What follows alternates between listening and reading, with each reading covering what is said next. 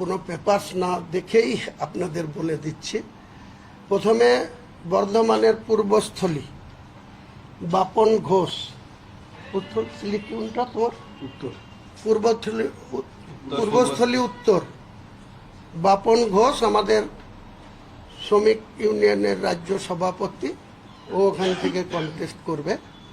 আমি হুমায়ুন কবির ৭০ রেজিনগর এবং ৭৪ নওদা দুটো কেন্দ্র থেকে কন্টেস্ট করব।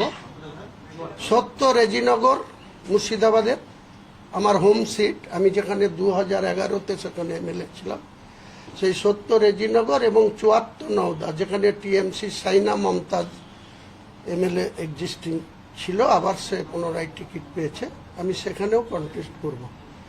ইয়াসির হায়দার, অপূর্ব সরকার যেখানে 4 বারের এমএলএ, এবারও কন্টেস্ট করছে টিএমসির হয়ে, সাংগঠনিক জেলার তৃণমূলের সভাপতি, তার বিরুদ্ধে আমাদের দলের ক্যান্ডিডেট ইয়াসির হায়দার। এছাড়াও বেলডাঙ্গা, 71 বেলডাঙ্গা, সেখানে আমাদের দলের state youth president Syed Ahmed Kabir, সে কন্টেস্ট করবে বেলডাঙ্গা 71 বিধানসভা থেকে। এছাড়া রয়েল ইসলাম মালদা রতুয়া আমাদের দলের হয়ে কন্টেস্ট করবে। রতুয়া যেখানে সমর মুখার্জি এমএলএ আছে, সেখানে আমাদের রয়েল ইসলাম করবে।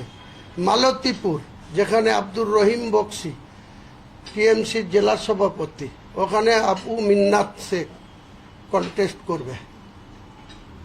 এছাড়াও বৈষ্ণবনগর মুস্করা বিবি, মালদা বৈষ্ণবনগর, ও কন্টেস্ট করবে।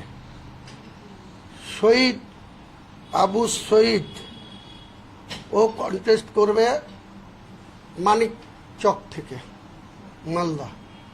এছাড়াও সুজাপুর থেকে আমাদের কন্টেস্ট করবে, নাম বলে গেলাম, নাসিমুল হক।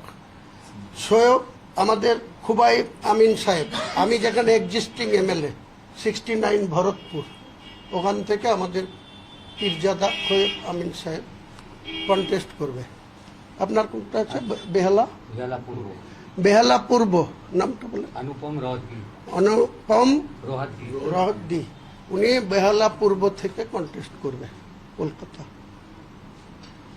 এছাড়াও আমাদের আরো অনেক লিস্ট তৈরি আছে। 22 তারিখে আমরা পূর্ণাঙ্গ লিস্ট আপনাদের জানিয়ে দেব।